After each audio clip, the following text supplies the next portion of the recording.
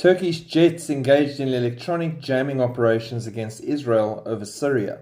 The Turkish fighter jets reportedly issued electronic warning signals and engaged in jamming operations late on Friday in an effort to deter Israeli aircraft operating in Syrian airspace. The rare move came as Israeli warplanes launched attacks on multiple sites, including in the Hama and Damascus regions.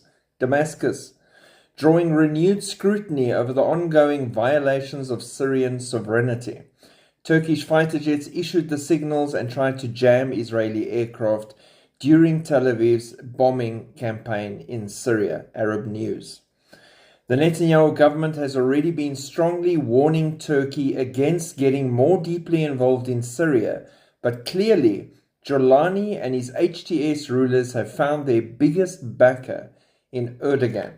The other thing there is we are now seeing the very first testing between these two nations. A nation, Turkey, that is part of the Gog-Magog alliance that will come against Israel.